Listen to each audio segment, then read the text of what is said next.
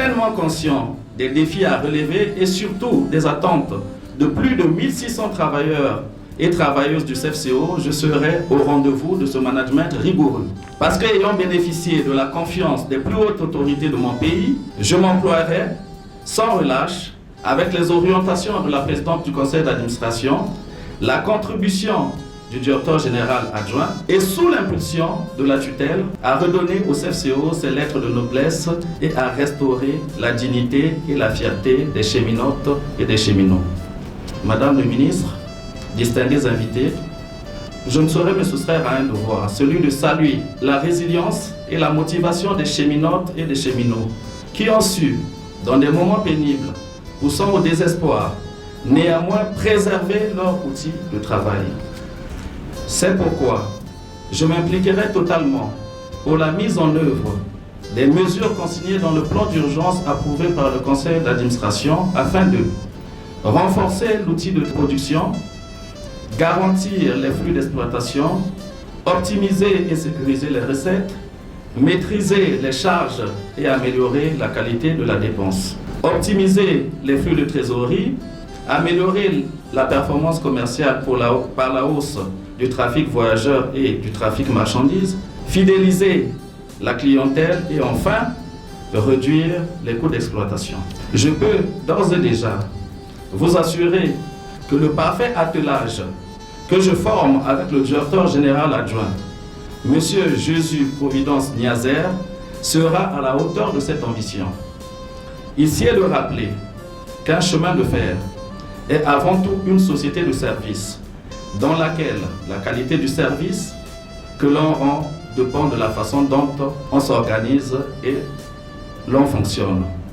N'oublions pas que la richesse d'une entreprise est d'abord la compétence et la motivation de ses ressources humaines, dotées bien entendu des moyens de travail adéquats. Nos actions n'auront d'autre ambition que de rendre les cheminotes et les cheminots fiers, plus unis, et le CFCO plus allant, fort de son histoire comme de ses atouts. Madame le ministre, chères collaboratrices et collaborateurs, distingués invités, Paul Valéry a écrit « Un chef est un homme qui a besoin des autres ». Je vais dans les 30 prochains jours, consulter les personnes ressources de chaque direction du chemin de fer, de chaque service, et me rendre sur les sites en compagnie du directeur général adjoint afin de pouvoir élaborer de nouvelles initiatives justifiées pour une nouvelle vision du CFCO. Je voudrais qu'à l'issue de notre mandat, que les cheminotes et les cheminots constatent que le changement espéré a été réalisé. Plaçons ce mandat sous le sceau du renouveau, de la responsabilité, de la simplicité et de la fidélité aux valeurs essentielles qui caractérisent le métier de cheminot, c'est-à-dire la qualité de service à la clientèle. Je reste convaincu qu'être investi d'une telle mission est avant tout le lieu de servir l'intérêt général. Chères collaboratrices et collaborateurs, distingués invités, mesdames et messieurs, afin de respecter scrupuleusement les orientations des plus hautes autorités de mon pays, je n'hésiterai pas à faire recours à la tutelle pour continuer à bénéficier de sa clairvoyance ainsi que de sa riche et solide expérience dans la gestion des affaires publiques. Vive le renouveau du CFCO, vive la République, je vous remercie.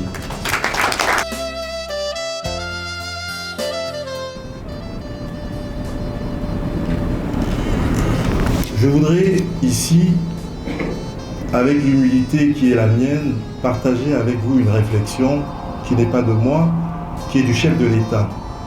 Je le cite, pour certains d'entre vous se reconnaîtront, les chemins de fer doivent impérativement se restructurer afin de répondre aux obligations de la clientèle et continuer à assurer les obligations du service public.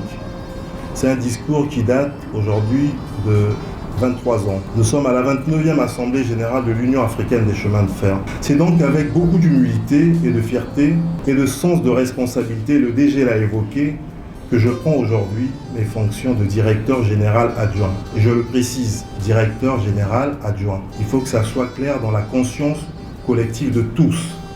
Directeur général adjoint, et en charge des directions techniques et opérationnelles, sous l'autorité du DG. Je tiens donc à exprimer ma profonde gratitude aux autorités de la République, à son Excellence M. Denis Sassou Nguesso, président de la République et premier cheminot du Congo.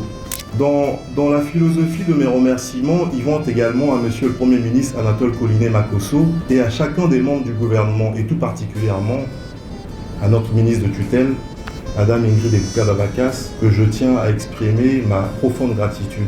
Je mesure avec autant d'humilité la responsabilité qui est la nôtre. Je mesure avec autant d'enjeux, comme a su le signifier Madame la Présidente du Conseil d'administration et Monsieur le Directeur Général, au lendemain de nos échanges respectifs. Et donc c'est avec confiance et honneur que je prends mes fonctions. Fils de cheminot né ici au Congo, à Brazzaville, au moment où mon père Jean-Pierre Niazer, qui n'est plus de ce monde, occupait la fonction de chef de district dans la région du Poul à Kibouendé, avec résidence à Kibouendé, une région qui m'affectionne. Je sais ce que représente pour notre pays ce réseau ferroviaire, qui a coûté tant de larmes et de sang et exige de nombreux sacrifices. En ce jour important pour moi, mes pensées vont également à ceux qui nous ont précédés à la tête de cette prestigieuse entreprise et que je remercie sincèrement pour leurs précieux conseils et enseignements, qui sachent que leur expérience et leurs conseils avisés seront toujours les bienvenus. Je suis hautement conscient que ce patrimoine industriel complexe est un service public essentiel pour notre nation et un outil majeur de notre développement économique. À ce titre, il doit être plus que jamais le complément indispensable, sinon naturel, du port autonome de Pointe-Noire. Je sais qu'il a connu, et le DG l'a rappelé, et connaît encore des vicissitudes et des pénuries qui l'handicapent et qui ne pourront pas disparaître par enchantement. Mais j'ai appris aussi, par expérience, que toute entreprise repose tout d'abord sur les femmes et les hommes engagés dans le savoir-faire, et le professionnalisme garantit chaque jour la sécurité, la fiabilité et la continuité du service. Rejoindre le CEPCO est avant tout une entreprise d'expertise et d'engagement et de service public qui est au cœur des politiques de mobilité et d'aménagement du territoire, de la cohésion sociale. Sa mission dépasse la performance économique que chacun se représente. Il ne s'agit pas seulement de faire fonctionner une entreprise ou une infrastructure, mais bien de mettre en œuvre une politique publique essentielle au service des citoyens, des territoires et de la compétitivité nationale plus sous-régionale. Croyez bien que je ne viens pas avec des certitudes toutes faites, et ça le DG l'a bien rappelé dans son mot d'introduction, mais je viens avec la conviction forte. La performance technique n'a de sens que si elle est collective, comprise, soutenue et partagée par l'ensemble des acteurs de l'entreprise. En citant un grand homme d'État, Nelson Mandela, qui disait « Aucun de nous, en agissant seul, peut atteindre le succès.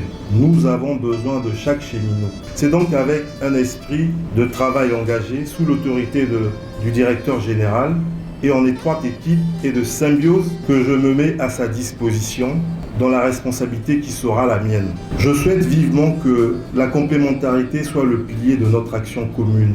Le DG évoquait le renouveau. Le renouveau qui sera mis en place par le DG, couvert de l'autorité de tutelle, ne sera ni une table rase, ni une forme déconnectée du terrain. Il reposera sur 3 piliers d'abord. L'écoute des différents intervenants afin qu'ils expriment leurs contraintes opérationnelles, car on ne pilote bien que ce que l'on connaît, qu'on comprend bien. Ensuite, la confiance et la responsabilité. Et là aussi, le DG l'a rappelé dans ses mots. Donner du sens à l'action opérationnelle, clarifier les priorités, permettre à chacun d'agir à son niveau avec fierté et autonomie, dans le cadre d'une fiche de poste bien précise et qui sera, et j'en suis persuadé, le DG me l'a dit au téléphone, définie. Enfin, la coopération entre les directions, entre direction technique, fonction support, entre direction générale et terrain. Renforcer le dialogue entre les niveaux stratégiques et le terrain est une priorité absolue. L'incompréhension coûte cher, alors l'intelligence collective crée de la valeur, plus de la valeur ajoutée. Ne soyez donc pas surpris de me voir, comme a dit le DG, sur les chantiers. Nous allons œuvrer, DG, et vous pouvez compter sur moi. Je crois profondément qu'un management fondé sur la confiance, la responsabilité, la rigueur, oui, la rigueur, et la transparence. C'est donc dans cet esprit que je me mets à la disposition de chacun de vous. Le monde est en pleine mutation, croyez-moi, et se transforme à grande vitesse. Nous avons par conséquent devant nous un défi majeur, mais aussi une opportunité parce que le DG Nganga le rappelait dans son mot introductif. Le ministre d'État Bouya vient de signer avec la Chine un accord dont le CEPCO, le ferroviaire, est à l'honneur. Donc c'est par ces propos que je veux clore mon mot de circonstance et je vous remercie pour votre attention. Merci. Il a plu au président de la République de mettre à la tête du CEPCO une nouvelle équipe dirigeante. Celle-ci est composée de messieurs Jean Bédel Titi Lomouel en qualité de directeur général et Jésus Providence Niazer en qualité de directeur général adjoint. Cette mission qui leur est confiée est celle de bien mener le projet de redynamisation du CEPCO en se basant sur le plan de sortie de crise adopté par son conseil d'administration en 2025. Dès lors, la première action de la nouvelle équipe dirigeante consistera à déployer les orientations de ce plan en se focalisant immédiatement sur les conditions de fonctionnement du comité de mise en œuvre interne en concertation avec la nouvelle présidente du conseil d'administration, Madame Félicité Célestine Amporo et Noani. Celle-ci, de son côté, devra s'atteler à opérationnaliser le comité de suivi afin que le dispositif de pilotage du plan de sortie de crise puisse fonctionner efficacement et garantir son bon déploiement. Pour sa part, le ministère de tutelle ne sera pas en reste dans la mobilisation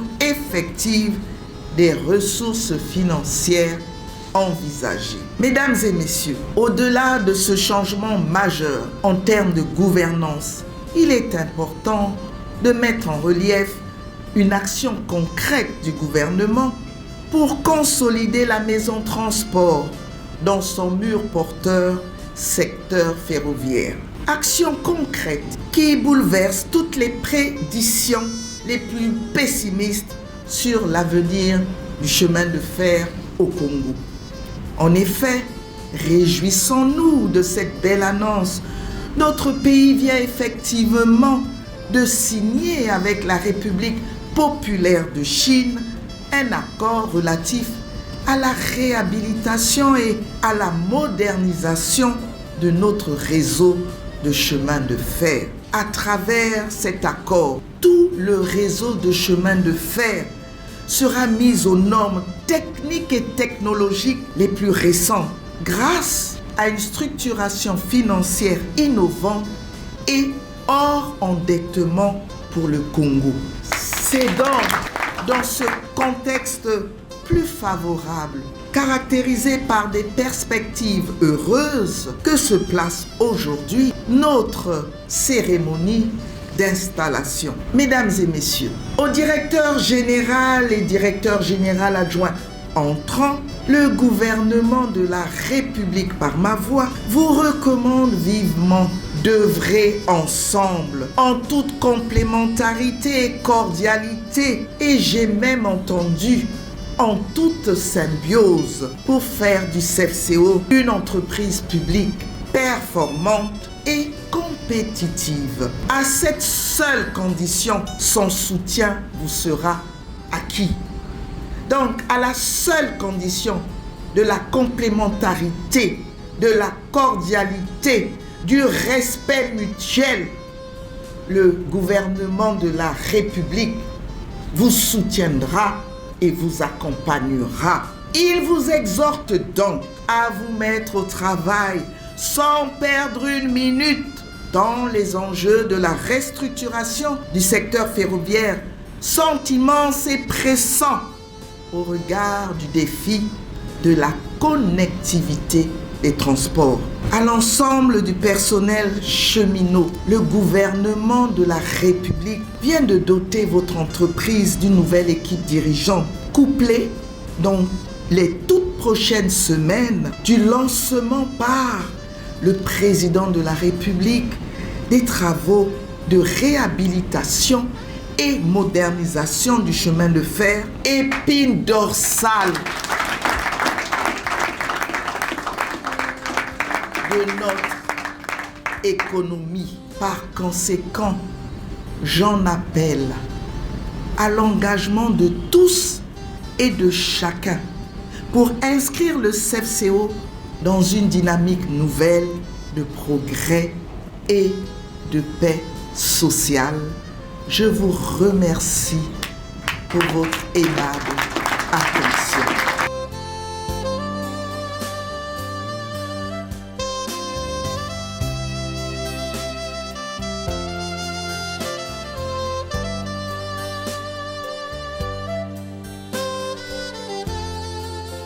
Monsieur Lemuel, Jean Vedel Titi Lemuel, j'ai l'honneur de vous installer comme directeur général entrant du chemin de fer Congo-Océan.